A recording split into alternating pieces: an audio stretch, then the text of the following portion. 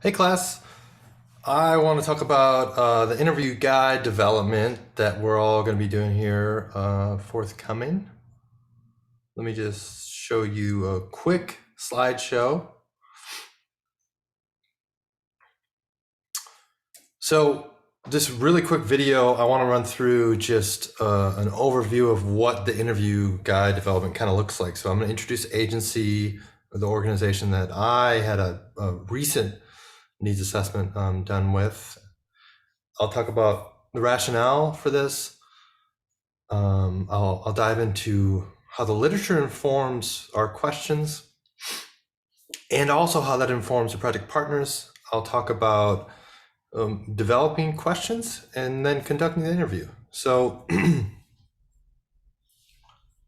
the agency that I partner with provides mental health service provision in Washtenaw County in Michigan. And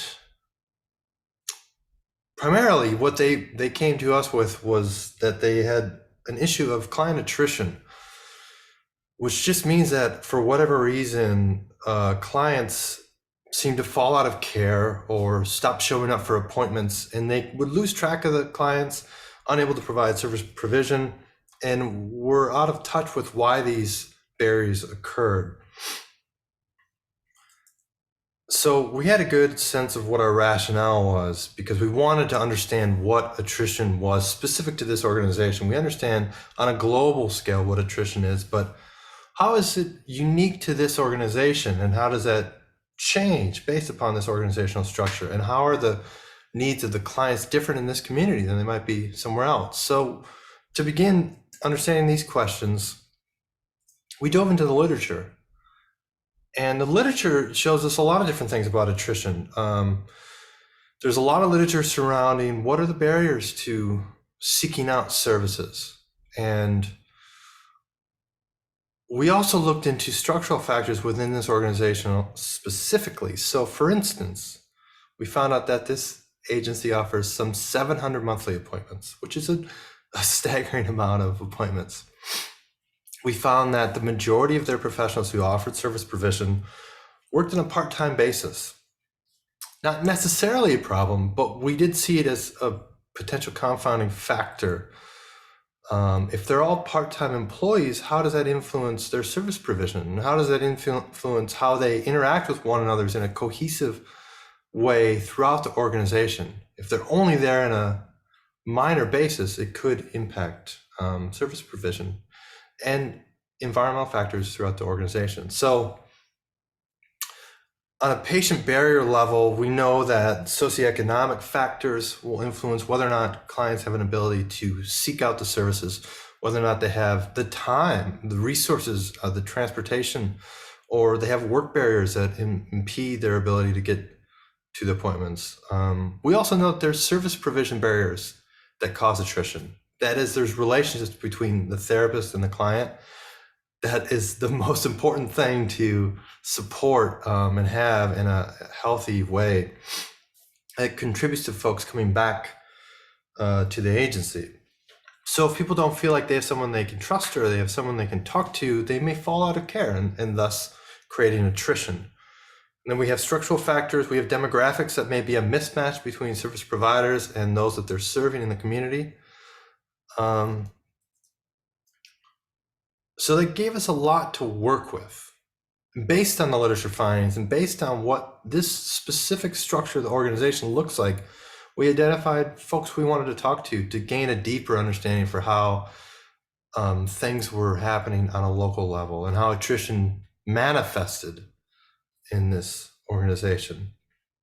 We wanted to interview service providers that were providing these mental health services, but we needed to get a patient voice as well. We also wanted to get a kind of a leadership perspective. And importantly, multiple perspectives from different angles that we could ask maybe a similar question that might get a different response from a different person. So we developed interview questions based upon these factors that we figured out: the organizational structure, what the literature says about these issues. And we built the questions with these points in mind. We created open-ended questions that try to just delve a little bit further than what we already knew about the issue of attrition, just to gain a little bit deeper informed perspective. So we asked about their perspectives on attrition, their strategies to reduce attrition, and any kind of suggestions for reform avenues. And we were also very curious to understand the patient experience immediately. So when they walk into the doors of the facility, how are they treated? How are they called upon prior to their appointments to say, hey, you have an appointment coming up? Is that done? And how is that done? And how is service provision? Do people feel that their needs are being met? Are they improving over time? Which is a huge question also in behavioral health services.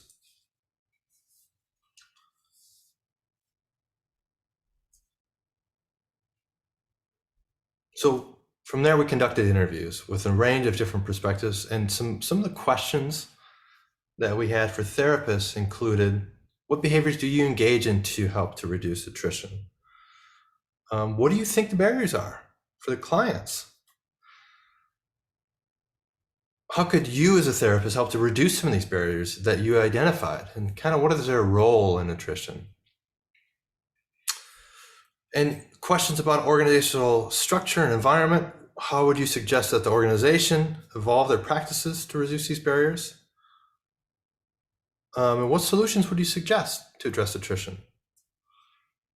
And questions may end up fluctuating based upon those that we're interviewing, and would be informed by what we learn in subsequent interviews, may be adapted based upon what we learned in the previous interview. So that's really the gist of it, to dive into developing an interview guide. If you have any questions or want to know more about this project or any other projects that I've done, I'm happy to talk further. And then next week, I'll dive in with another video about the stages of analysis to kind of develop the themes in what you find in the data. All right, off now. Thanks.